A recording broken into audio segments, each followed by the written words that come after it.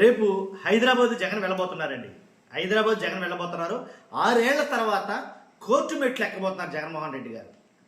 హైదరాబాదు భారీ ర్యాలీ లక్షల మందితోటి రేపు జరగబోతుంది అని అయితే కనుక ఒకదానికొకటి సంబంధం లేని వార్తలు బీభత్సంగా హైజాక్ చేస్తున్నాయి.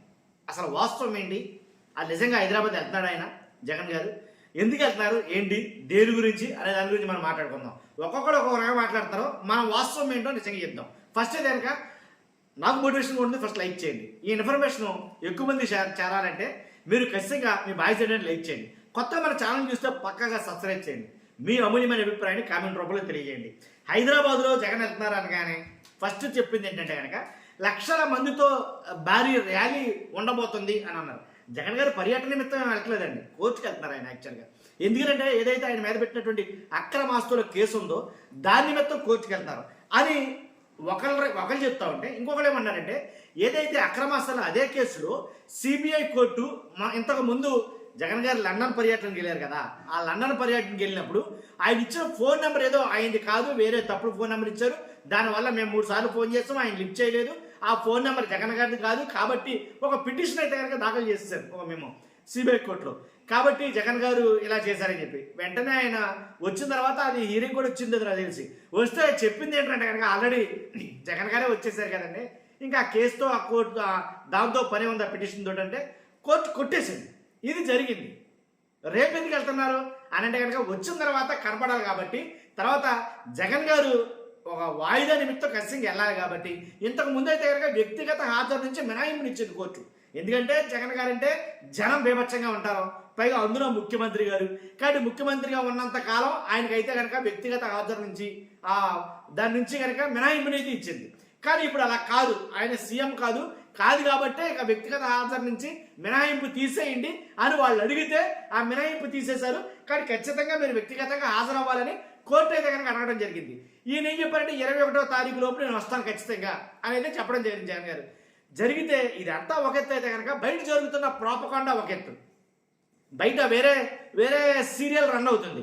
ఏంటంటే జగన్ గారు కోర్టుకి టైం ఇచ్చారంట, అదే ఒక గంట ఉంటానన్నారంట. ఇదంతా ఎందుకురా ఇదంతా అంటే కనుక జగన్ గారు వెళ్ళే ఆ షెడ్యూల్ ఏదైతే ఉందో, ఇప్పుడు అంతకుముందు ముఖ్యమంత్రి ఆయన, ప్రస్తుతం అంటే మాజీ గారి, కాబట్టి ఆయనకు ఉండే షెడ్యూల్ ఎక్కడికి వెళ్ళాలి ఏంటి, దేని తర్వాత ఎక్కడి నుంచి ఎక్కడికి ఓ ప్లానింగ్ ఉంటుంది, ఒక టూర్ ప్లానింగ్ ఉంటుంది, దాని ప్రకారంగా సెట్ చేస్తారు. అయితే ప్లానింగ్లో కోర్టుకి ఈ టైంకి వెళ్తారు, ఈ టైం నుంచి కోర్టులోంచి బయటకు వచ్చి ఈ టైంకి ఎయిర్పోర్ట్కి వెళ్తారు ఆయన అన్న దాంట్లో తప్పు పట్టుకున్నారు. మన వాళ్ళకి మీకు తెలిసిన మీడియానే తప్పు పట్టుకుని అక్కడి నుంచి ఇంకా చెలరకపోతా మొదలెట్టారు. ఇంకేముందో కోర్టుగా జగన్ టైం సెట్ చేశాడు. జగన్ గారు కోర్టుగా టైం సెట్ చేశాడు. ఒక గంట ఉంటాడంట, ఆ గంటలో మీరు ఏమైనా మాట్లాడుకోవాలి, గంట దాటా ఆయన ఉండంట బయటకు వెళ్ళిపోతాడంట.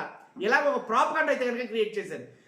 ఏంటంటే వాస్తవాలు మాట్లాడుకోవాలి, అదే నేను చెప్తాను. ఏంటంటే ఒక టైం షెడ్యూల్ అనేది కేటాయించడం వాస్తవమే.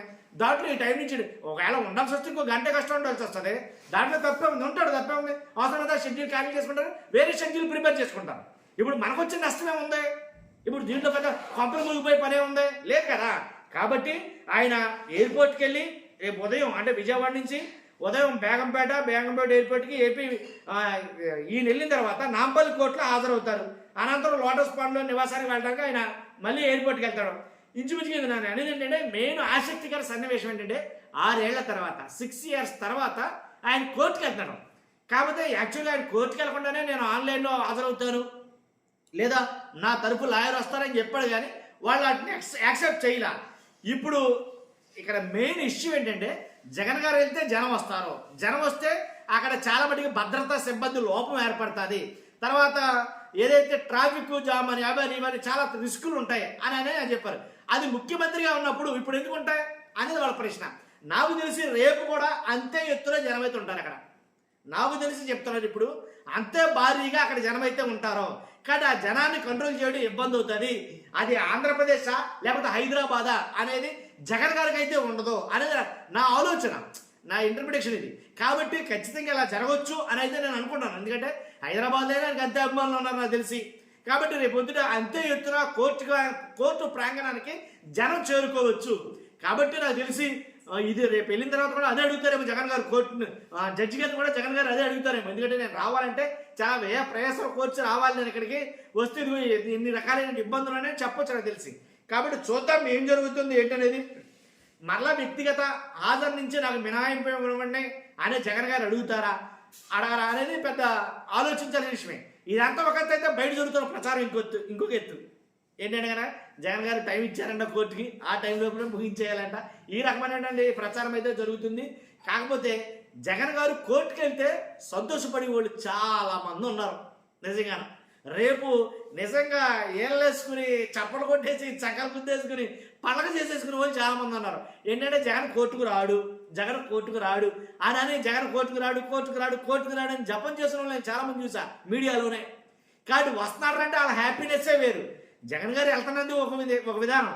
నాకు తెలిసి రేపు ఆయన వెళ్తున్నాడంటే కనుక నాకు తెలిసి భారీ ఏదైతే ర్యాలీ ఏర్పాటు చేసిన ర్యాలీ కింద జనం పోగైనా ఆశ్చర్యపోను అసలు. మరి అలాంటప్పుడు మరి అప్పుడు కన్నీళ్ళే తప్ప మరి ఏం నీళ్ళు ఉంటాయి చెప్పలేం మనం. కాబట్టి అదైతే రేపైతే జరగబోతుంది. ఏం జరుగుతుందో రేపు చూస్తే మనకు ఆటోమేటిక్ మనకు తెలిసిపోద్ది.